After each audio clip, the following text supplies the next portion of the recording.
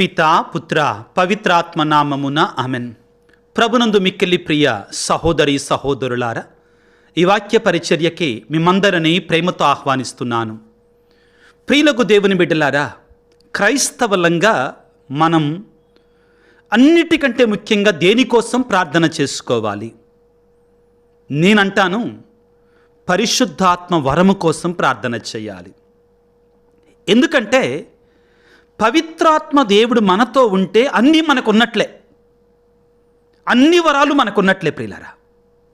ఇది నా సొంత మాట కాదు, బైబిలే మనకి ఈ మాటని బోధిస్తుంది. పౌలు కొరింథీయులకు రాసిన మొదటి లేఖ 12వ అధ్యాయము 4వ వచనం ఈ విధంగా రాయబడి ఉంది: ఆధ్యాత్మికములకు వరములు అనేకములు ఉన్నవి, కానీ వానిని వసగు ఆత్మ ఒక్కడే.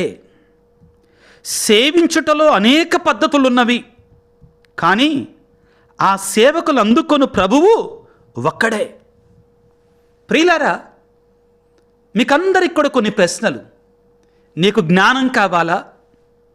విజ్ఞానం కావాలా? పరిశుద్ధాత్మ దేవుడిస్తాడు. నీకు ప్రార్థన ఏ విధంగా చేయటమో తెలియదా? పవిత్రాత్మ దేవుడు నీలో ఉండి మూలుగుల ద్వారా ప్రార్థన ఏ విధంగా చేయాలని మీకు నేర్పిస్తాడు. నీలో ధైర్యం లేదా? భయపడుతున్నావా?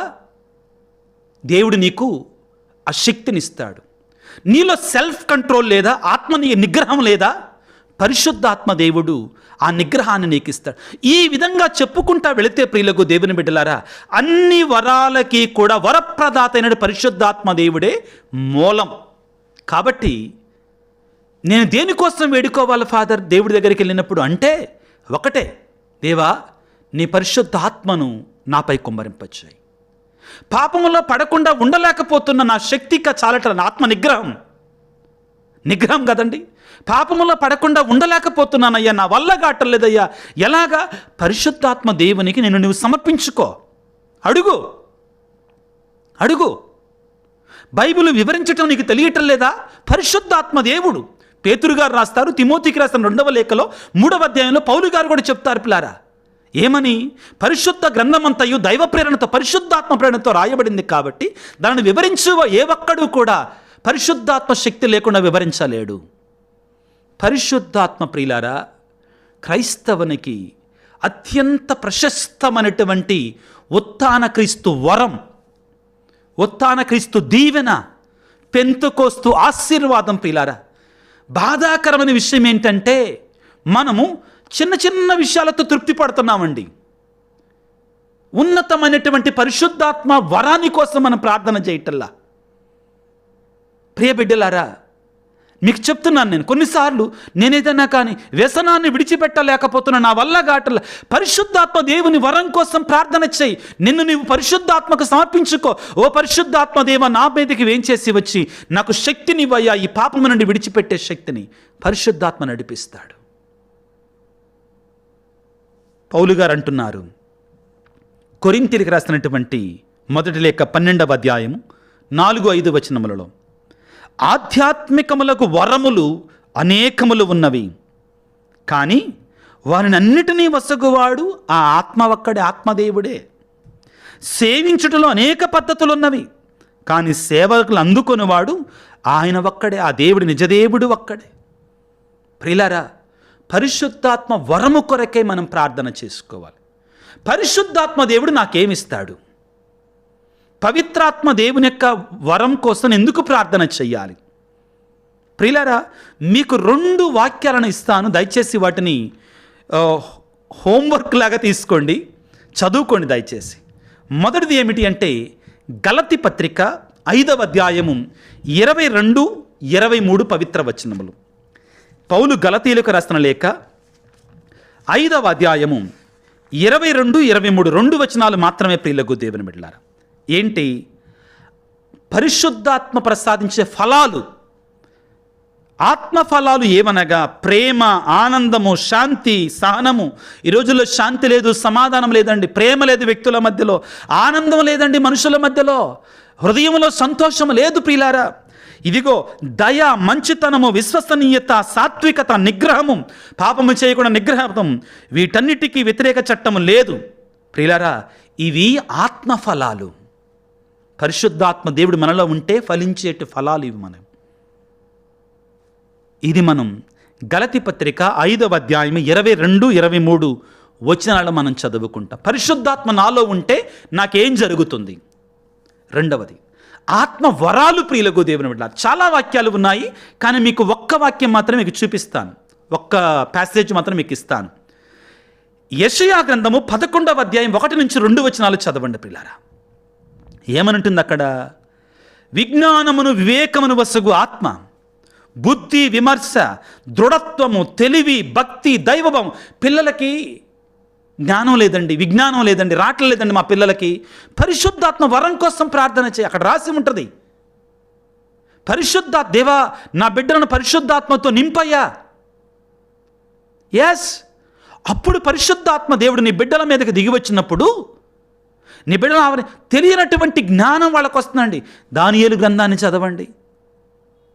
వాళ్ళు మాంసాహారాన్ని తీసివేసినా కానీ వాళ్ళు అక్కడ ఉన్నటువంటి వారి కంటే కూడా ఎన్నో రెట్లు జ్ఞానముతో నింపబడ్డారు. ఎక్కడి నుంచి వచ్చింది వాళ్ళకి? పరిశుద్ధాత్మ నుండి. అడగండి ప్రియులకు దేవుని పరిశుద్ధాత్మ వరము కోసం ప్రార్థన చేయండి మీ బిడ్డల కొరకే.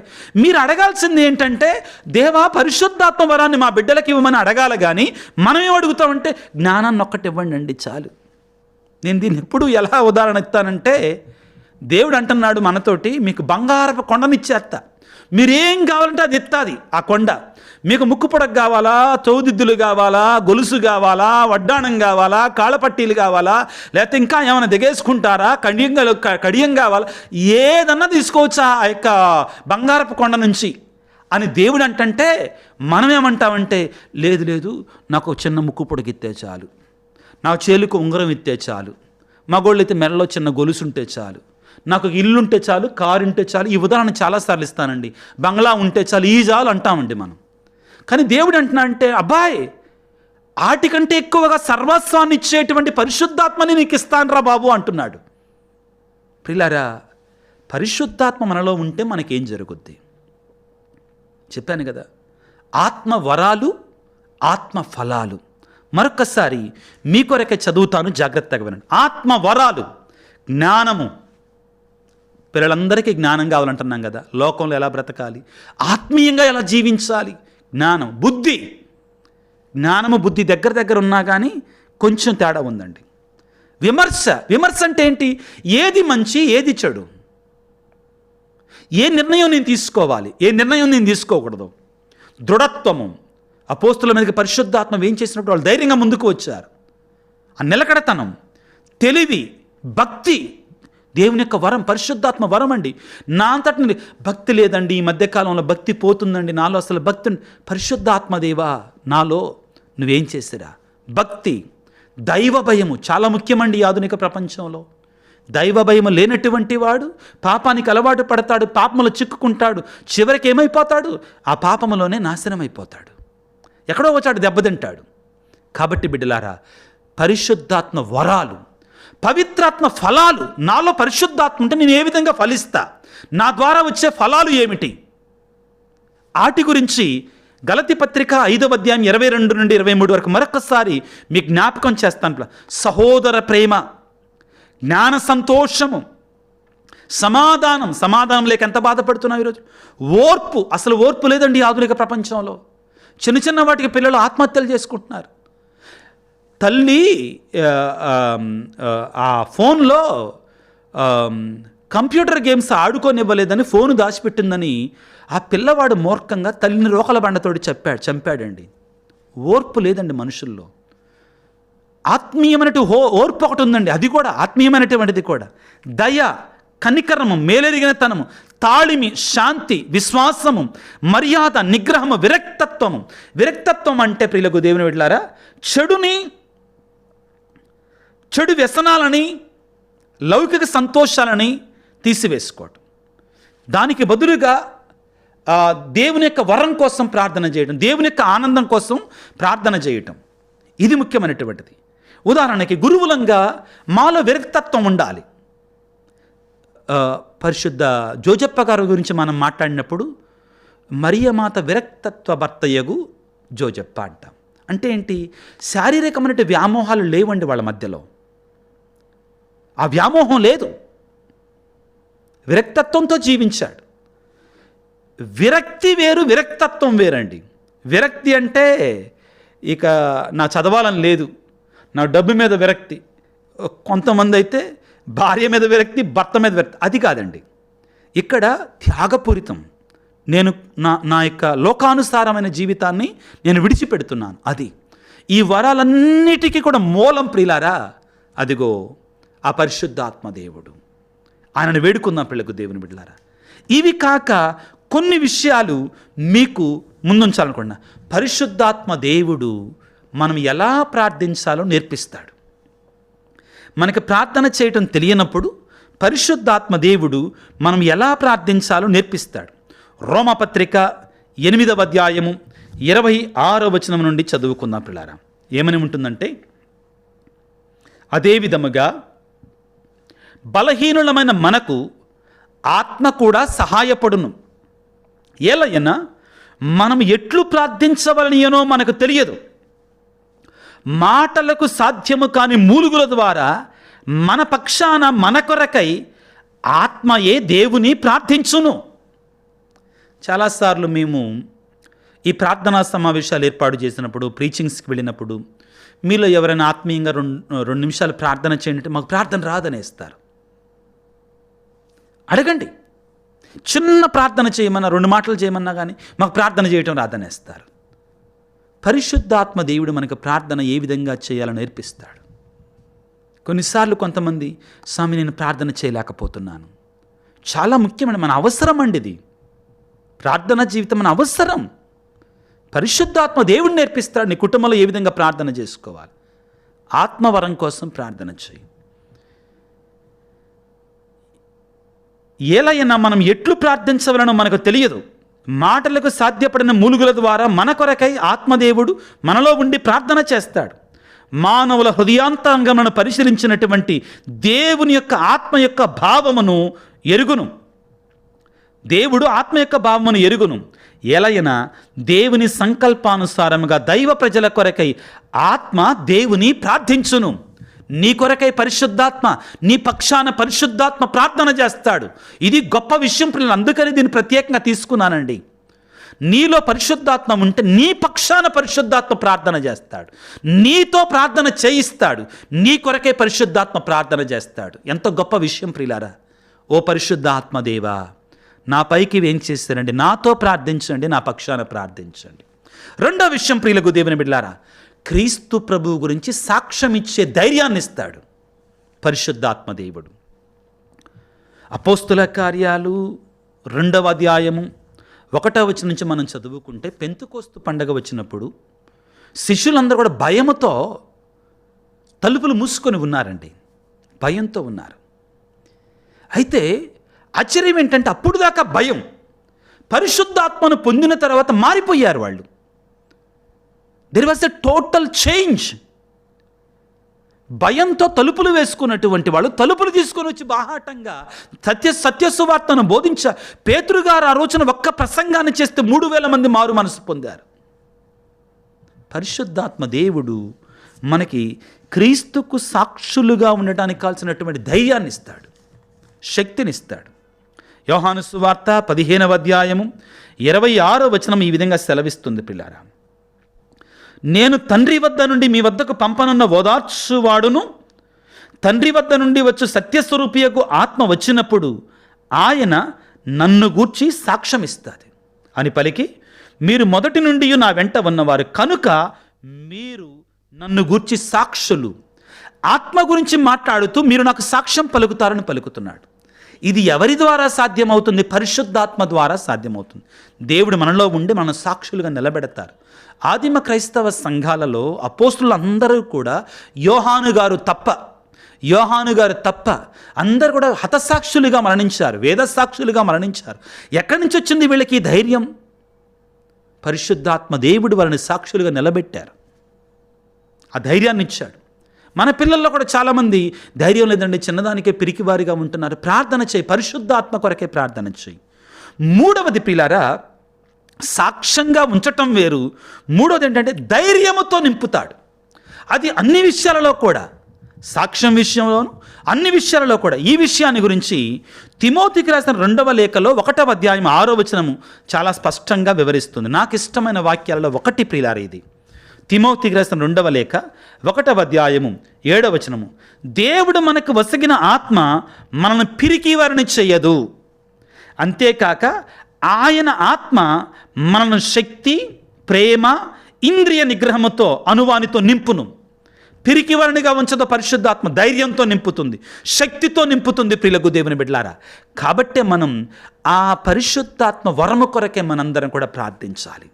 ప్రియులారా, ఎప్పుడైతే పరిశుద్ధాత్మ దేవుడు మనతో ఉంటాడో, మనలో ఉంటాడో ప్రియులారా, ఈ వరాలన్నీ కూడా గంపగుత్తుగా మనకు వస్తాయి.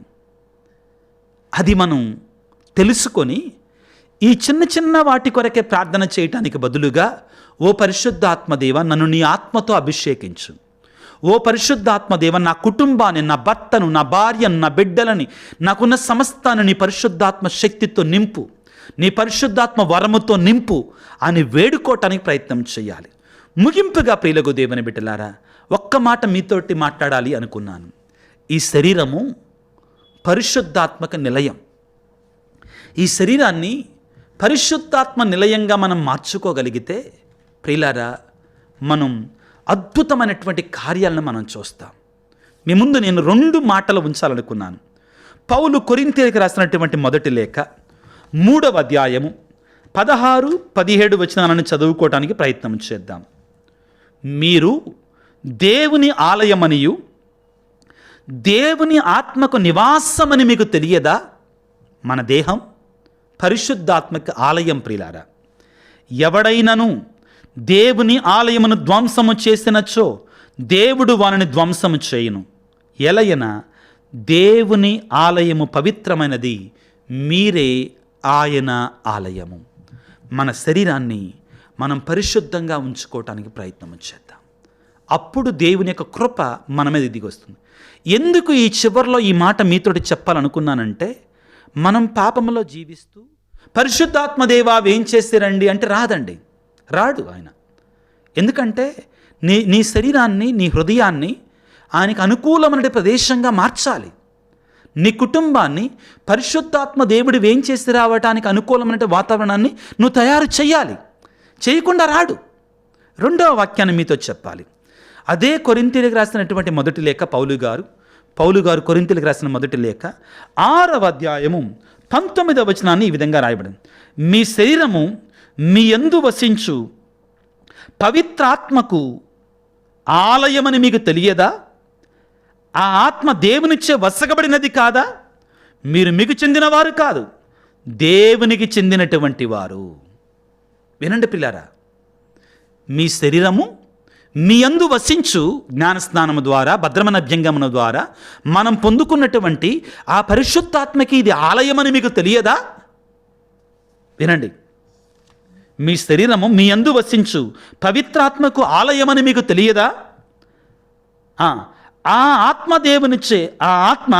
దేవునిచ్చే వసగబడినది కాదా? మీరు మీకు చెందినవారు కారు, దేవునికి చెందినటువంటి వారు. కొరింథీ 1వ పత్రిక 6వ అధ్యాయము 19వ వచనం, 20వ వచనాన్ని కూడా ధ్యానించుకుందాం. ఏలయన యేసుక్రీస్తు వెలనిచ్చి మిమ్ము కొన్నాడో, మీ శరీరం మీది కాదో, పరిశుద్ధాత్మది. కనుక మీ దేహముతో దేవుని మహిమపరచండి.